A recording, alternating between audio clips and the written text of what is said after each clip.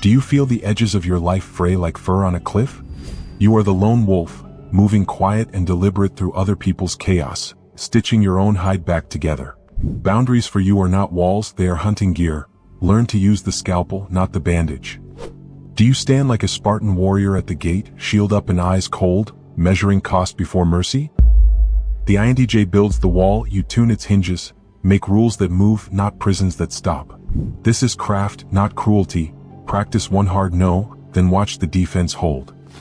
Do you ever feel like the watcher god, perched above small dramas, seeing threads others miss? The infp worships feeling, the watcher catalogs meaning. Your role is to bless what sustains and cut what eats the root. Keep the rights that root you, cut the freeloaders with surgical calm. Infj, introverted, intuitive, feeling, judging, versus intj means thinking and judging, versus infp, feeling and perceiving. It'll be a philosophical roller coaster, not a game. Stay with me and you will thumb it up automatically. Chapter 1. Quiet Cartographer. How well do you actually know yourself? Not the surface you, not the resume version. I'm talking about the machinery underneath, the parts you'd rather not examine, the patterns you repeat when no one's watching. Most people live their entire lives as strangers to themselves. They react, they cope, they survive. But understanding? That requires something most aren't willing to pay, time alone with your own thoughts. The infp senses the landscape in colors and loose trails in its beauty. The intj drafts the roads and measures angles. You trace the hidden routes, the secret rivers that feed a person's choices. This is not navel-gazing, it is cartography, patient, ruthless, exact. You hold mirrors like instruments, you test the reflections, you catalog the edges, you know where your light fades. That knowledge becomes strategy, it becomes armor.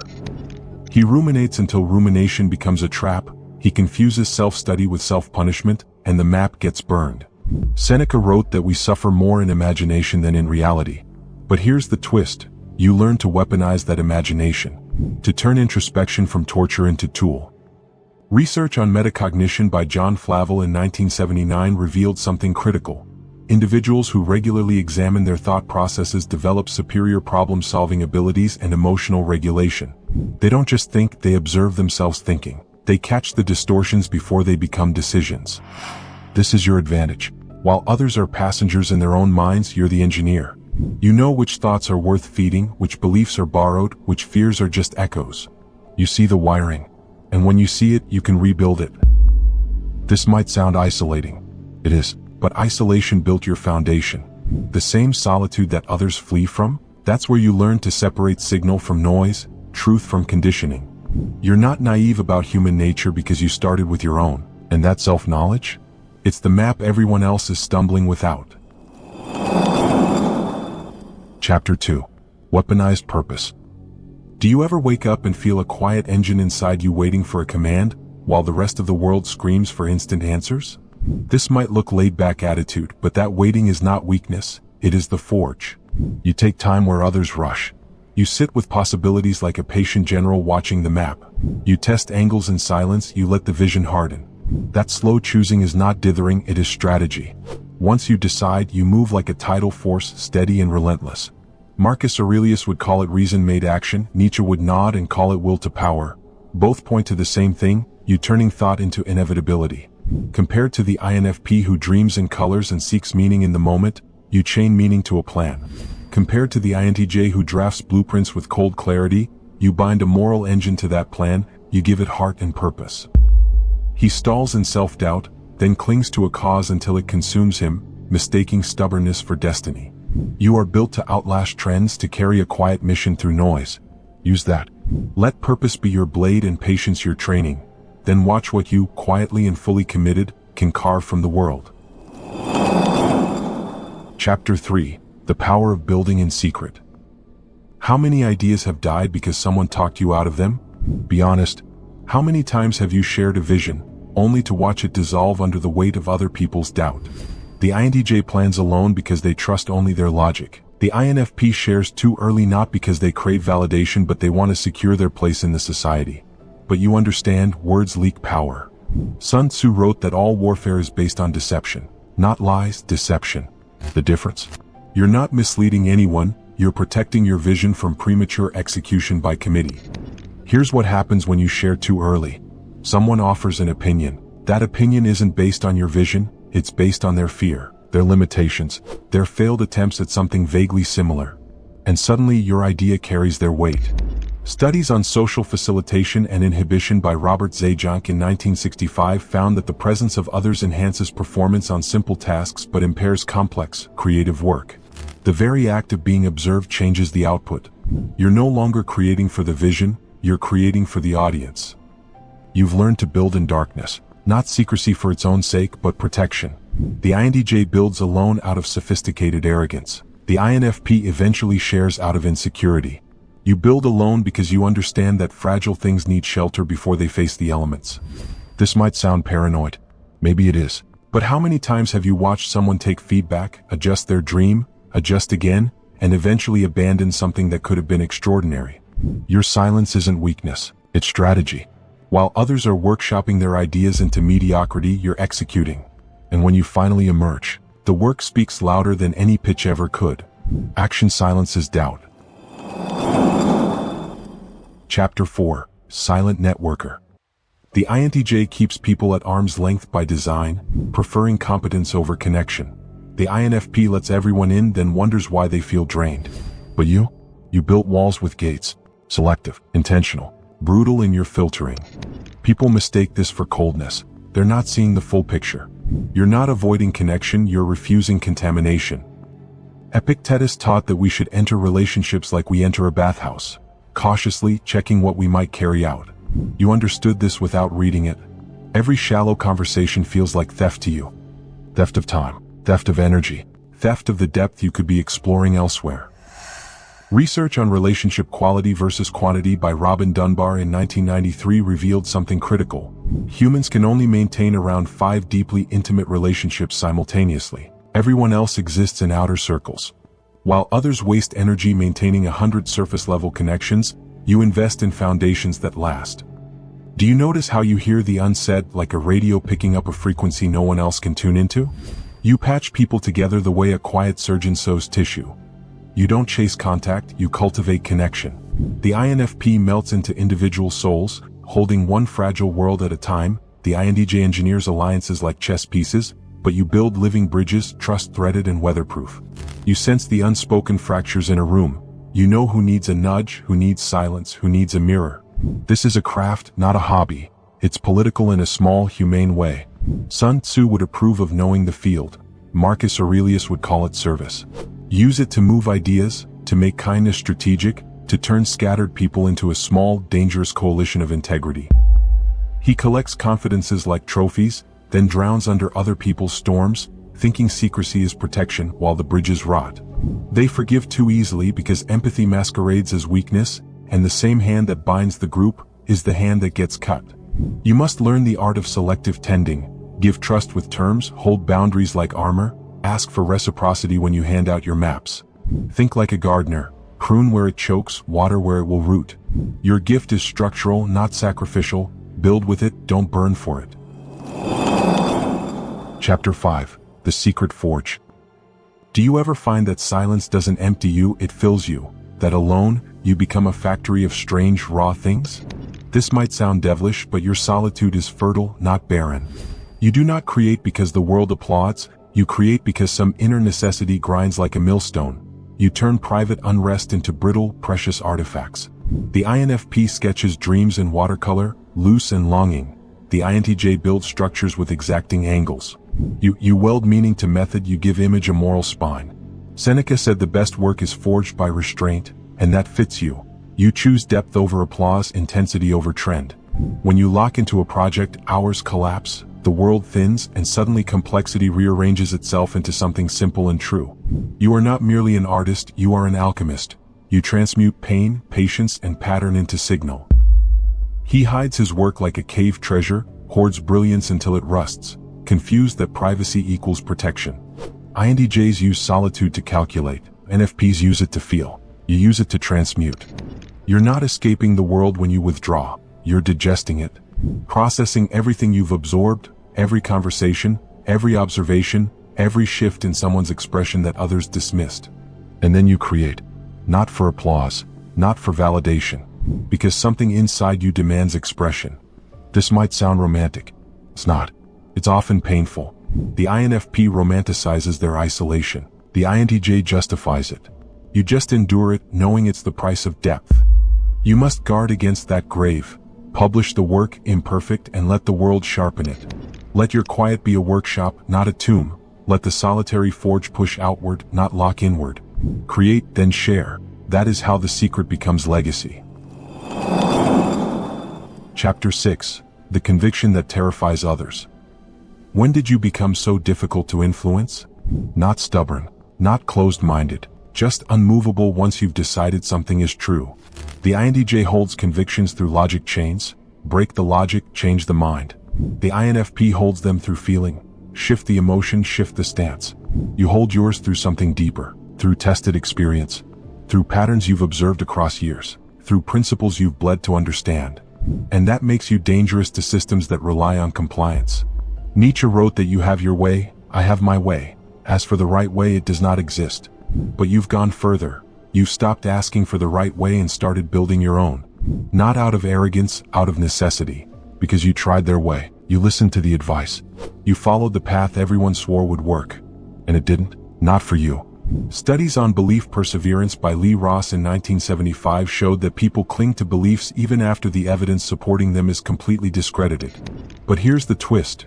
Your beliefs survive because they've already been through that crucible. You've already discredited them yourself multiple times and they're still standing.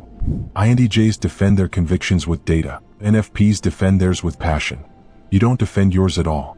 You just keep walking your path while others debate whether it exists. This might sound arrogant. To some, it is. But there's a difference between ego and earned certainty. You're not convinced you're right about everything. You're convinced about the specific things you've personally verified through failure and success. And those things? You'll die on those hills. The world calls this stubbornness. You call it integrity. Because changing course based on social pressure isn't growth, it's erosion. Your conviction isn't about being right. It's about being consistent with what you've proven to yourself. And that consistency, that refusal to bend for comfort, that's what eventually changes entire systems. Chapter 7. The Art of Needing Less. What would make you truly happy right now? Not the big achievements, not the distant fantasies. Right now. Today. A quiet room. A book that actually challenges you. Maybe a conversation with one of those rare people who understand your frequency. And space, lots of space from everything that demands performance. The INTJ needs systems to function. The INFP needs meaning to survive. You need clarity. And clarity only comes when the noise stops. Zeno of Citium, founder of Stoicism, taught that wealth consists not in having great possessions but in having few wants. You live this without trying. Not because you're ascetic, but because you've learned what actually fuels you versus what just drains you. Most people are trapped in an endless cycle. More friends means more obligations. More success means more expectations. More visibility means more performance. They're running on a treadmill they can't see. You stepped off years ago. Research on hedonic adaptation by Philip Brickman in 1971 showed that happiness levels return to baseline regardless of external achievements. The lottery winner and the accident victim end up equally content after time passes. The pursuit itself is the trap. INTJs optimize their environment for efficiency. NFPs chase the ideal of simple beauty. You've figured out the equation. Less input equals more output. Less social static equals more mental bandwidth. Less pretending equals more creating. This might sound like surrender. It's the opposite. It's strategy. While others are bleeding energy into 1,000 shallow commitments, you're consolidating power. Focusing force. Every unnecessary thing you remove makes you stronger. You're not settling for less. You're demanding more from less. And that precision? That's where your freedom lives. Chapter 8. Moral Seismograph. Do you feel the room before it speaks, the direction of wrongness before the facts line up, like an earthquake sensor buried under polite conversation? This might sound devilish, but your moral radar is not sentimentality, it is early warning. You sense patterns others call intuition. The INFP feels beauty and moral nuance in single moments. The INTJ models consequences with cold logic. You register the moral architecture, the load-bearing beams and the hairline cracks. That capacity makes you an early strategist of ethics. You spot systems that will rot, You name a wrong before it becomes a scandal. Studies on moral intuition by Haidt, 2001, found that moral judgment often arrives as a quick feeling, then reasoning follows. You live that truth and you can translate feeling into principled action without collapsing into melodrama. He moralizes without plan, turning righteous pulse into performative fury, and the signal becomes noise. Research on cognitive empathy versus affective empathy by Simon Baron-Cohen in 2011 distinguished two types: feeling what others feel versus understanding what they feel. Most people lean one way. You weaponized both. You can read someone's pain without carrying it, predict their move without judging their motive. INTJs call this manipulation. NFPs call it betrayal of authenticity. You call it survival. Because here's what they don't tell you about this gift: it isolates you further. You see too much. The performance everyone's running, the masks they don't know they're wearing, the patterns they'll deny till death, and you can't unsee it. This might sound like a curse. Some days it is. But this duality, this ability to stand between logic and emotion without pledging allegiance to either, this is what lets you move through worlds others can't even perceive. You're the translator between kingdoms, the bridge between reason and heart. And yes, bridges get walked on, but they also determine where everyone else can go. Chapter 9, Quiet Oracle. Do you ever feel a thread of events tugging at your skin, an outline of tomorrow that flickers before others even notice the light? The micro-expression that contradicts the words. The energy shift when certain topics surface.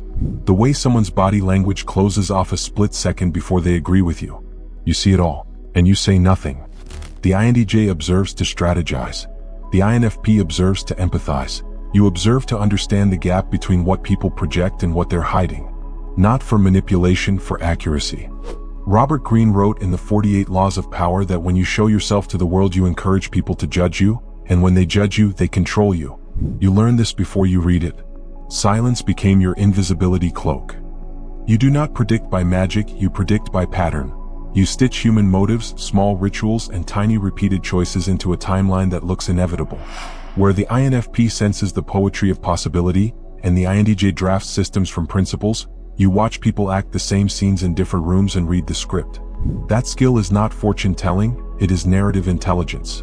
It is the capacity to translate human texture into scenarios. Sun Tzu admired the leader who sees shapes before the battle forms. Marcus Aurelius urged preparedness, not panic. Studies on intuition by Kahneman and Klein, 2009, found that reliable intuition needs a pattern-rich environment and feedback. Your quiet life gives you that laboratory. He crowns his hunches as prophecy, then collapses when reality deviates, mistaking sensitivity for omniscience. You must temper foresight with humility, treat your visions as probes, not decrees. Run small experiments, ask two-pointed questions before you act. Label what you think is trend and what is temperament. Use your foresight like a scout. Send it forward, map the forces, then return with a plan.